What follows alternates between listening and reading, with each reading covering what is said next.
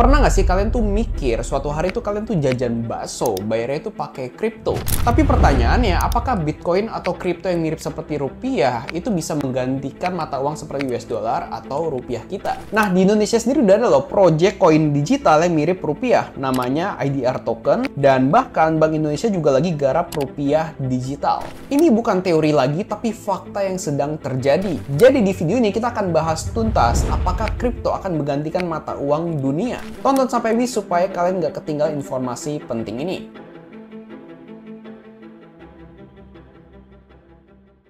Halo semuanya, gue Aldi, seorang investor dan trader yang suka ngomongin keuangan, teknologi, dan uang di masa depan. Nah, hari ini kita akan mengupas tuntas apakah kripto akan menggantikan mata uang di dunia.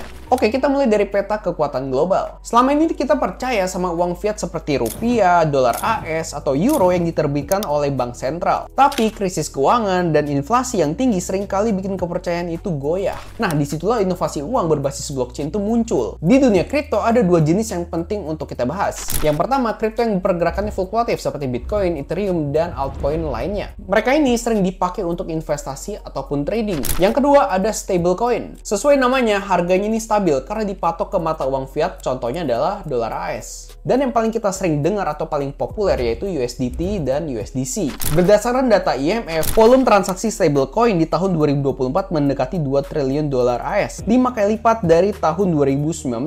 Angka ini menunjukkan stablecoin ini bukan main-main lagi, tapi udah jadi pemain penting dalam sistem keuangan global. Nah, kalau di Amerika itu ada dolar atau stablecoinnya USDT, bagaimana dengan Indonesia? Nah, kita tuh sebenarnya punya dua proyek menarik tapi berbeda. Yang pertama ada IDR Token atau Rupiah Token. Ini adalah stablecoin rupiah pertama yang dikeluarkan oleh perusahaan swasta, PT Rupiah Token Indonesia. Nilainya dijamin 1:1 dengan rupiah. IDR Token ini beredar di blockchain publik, sehingga bisa dipakai untuk trading di bursa global atau transfer uang lintas negara secara instan. Yang kedua ada Rupiah Digital dari Bank Indonesia. Ini adalah proyek yang dikembangkan atau dikenal sebagai Project Garuda. Nah, ini beda banget. Rupiah digital ini adalah mata uang digital resmi yang diterbitkan oleh BI. Ini bukan kripto dalam arti spekulatif, tapi lebih ke tokenisasi rupiah. BI sudah berhasil menguji coba versi grosirnya untuk transaksi antar bank dan di masa depan akan dikembangkan untuk masyarakat umum.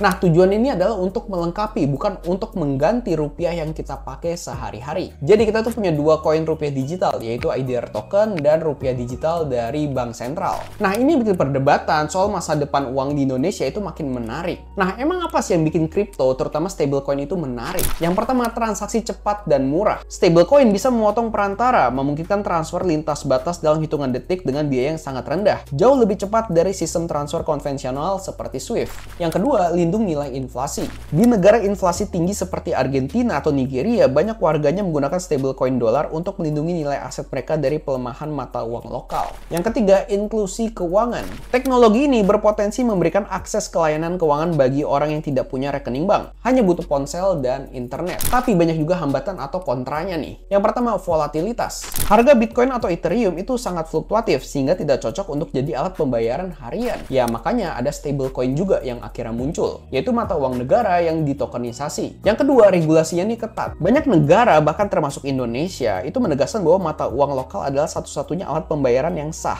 Bank Indonesia sendiri melarang pembayaran menggunakan kripto. Di Indonesia, pengawasan kripto bahkan sudah beralih dari Bapepti ke OJK untuk memastikan stabilitas dan perlindungan konsumen. Yang ketiga, resiko stabilitas moneter. IMF dan BIS memperingatkan kalau orang beralih ke stablecoin dolar, bank sentral bisa kehilangan kendali atas kebijakan moneter dan inflasi. Lalu sebenarnya apakah kripto benar-benar akan menggantikan mata uang dunia? Berdasarkan analisis dan data, proyeksi 5-10 tahun ke depan mungkin tidak akan menggantikan tapi akan semakin besar adopsinya. Karena mata uang fiat itu mendapatkan dukungan penuh dari pemerintah, menjadikannya fondasi yang kokoh untuk perekonomian. Tapi bukan berarti kripto ini nggak punya peran besar. Para ahli juga menunjukkan kalau kita akan menuju ke sistem hibrida, yaitu mata uang fiat yang kini bertransformasi menjadi mata uang digital seperti di rupiah digital akan tetap dominan sebagai alat pembayaran utama. Sementara itu, stablecoin akan terus tumbuh pesat sebagai alat pembayaran alternatif, terutama transaksi lintas batas yang cepat, murah, dan efisien. Berdasarkan data dan analis dari McKinsey, McKinsey mencatat stablecoin memproses transaksi 20-30